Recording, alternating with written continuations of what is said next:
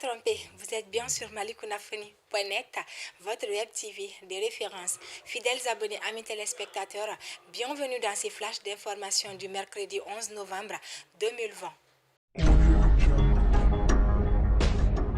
Le peuple malien en deuil dès l'annonce du décès de l'ancien président Amadou Toumani Touré, affectueusement appelé ATT, décès survenu à l'âge de 72 ans le mardi 10 novembre 2020 à Istanbul, en Turquie. Les condoléances affluent de partout. Leaders politiques, amis et connaissances continuent de témoigner de leur reconnaissance à l'endroit de celui qui fut le deuxième président sous l'ère démocratique de notre pays. Face à cette triste occasion, dans un communiqué, le président de transition, le vice-président, le premier ministre et le gouvernement ont adressé à la famille de l'illustre disparu et à l'ensemble du peuple malien leurs condoléances les plus attristées. Le gouvernement promet d'organiser des funérailles nationales dignes de ce nom pour le repos de son âme. Le 9 novembre 2020, le président de la transition Bandao a pris 2 décrets pour fixer les modalités de désignation des membres du Conseil national de transition CNT et pour fixer la clé de répartition. Pour être membre du Conseil national de la transition, comme critère, les candidats doivent être de nationalité malienne d'origine, jouir de leur capacité physique et mentale, n'avoir jamais fait l'objet d'une condamnation pénale, avoir les compétences requises, être reconnu pour son engagement patriotique, être de très bonne moralité. Le Conseil national de transition, selon la clé de répartition, devrait être constitué comme suit. 22 sièges reviennent aux forces de défense et de sécurité.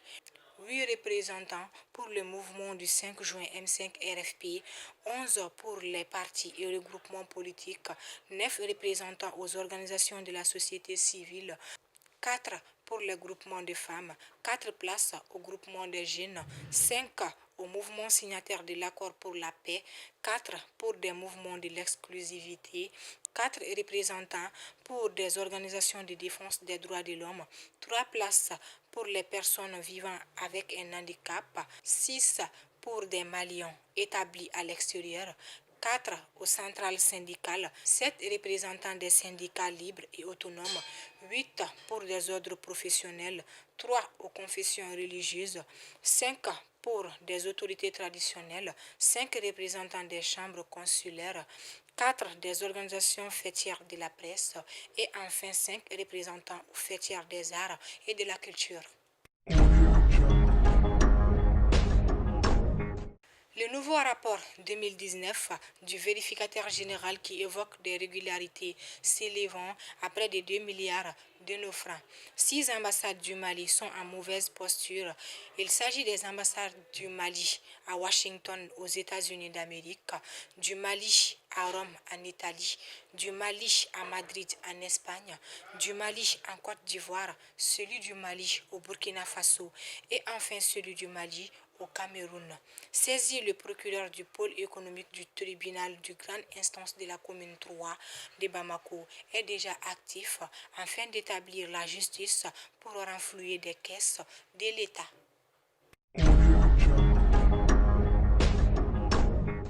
Dans une lettre circulaire, la coordination de plusieurs comités syndicaux de la primature et des départements ministériels dénonce des anomalies dans la préavis de grève de l'Union nationale des travailleurs du Mali UNTM. Rappelons que dans un préavis de grève en date du 2 novembre 2020, adressé au ministre du Travail et de la fonction publique, porte-parole du gouvernement, l'Union nationale des travailleurs du Mali, l'UNTM, menace d'observer une grève de 3 jours à partir du 18 novembre prochain.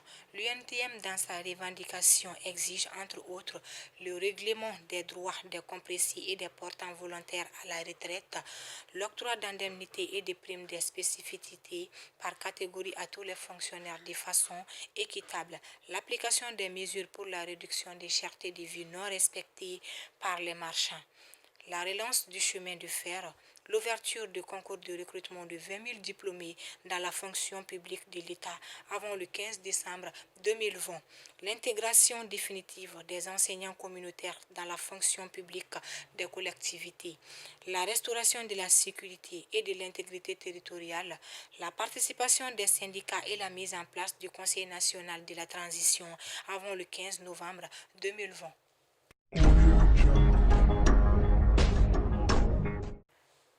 Le samedi 7 novembre 2020, à l'Escale Gourmande, l'organisation syndicale des travailleurs d'Orange Mali, en collaboration avec d'autres organisations syndicales, ont tenu une conférence de presse pour dénoncer des harcèlements de la part de l'Institut national de prévoyance sociale, INPS, et de la Caisse nationale d'assurance maladie CANAM. Prenant la parole, M. Abdoulaye Konaté, chargé de communication de l'organisation syndicale des travailleurs d'Orange Mali, dénonce le fait que l'INPS et la CANAM obligent les employés à se soigner dans les hôpitaux et centres de santé, contrairement au choix des travailleurs. Tout en disant leur disponibilité au dialogue social, le porte-parole de l'organisation syndicale des travailleurs d'Orange Mali demande aux autorités de porter une oreille attentive à leurs doléances, celle de permettre à tous les travailleurs de pouvoir adhérer de façon volontaire à cette assurance maladie. En Côte d'Ivoire, après la proclamation des résultats par la Cour constitutionnelle, la CEDEAO félicite Alassane Ouattara pour sa réélection. En effet, la communauté économique des États de l'Afrique de l'Ouest a adressé ce mardi ses chaleureuses félicitations au président ivoirien Alassane Ouattara pour sa réélection à la présidentielle ivoirienne du 31 octobre. Face aux violences pendant et post-électoral, la commission de la CEDEAO a exhorté le chef d'État élu à tout mettre en œuvre en faveur du rassemblement des Ivoiriens pour relever tous les défis. Elle a aussi lancé un appel à tous les Ivoiriens à la paix et à la cohésion sociale à travers le dialogue et les voies du droit. Rappelons que le Conseil constitutionnel ivoirien lors d'une session de proclamation des résultats définitifs a confirmé la réélection du président sortant Alassane Ouattara avec 94,27% des suffrages, avec un taux de participation de 53,90%.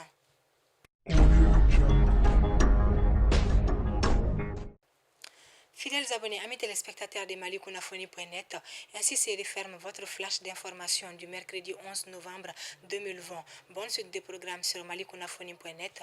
Restez connectés.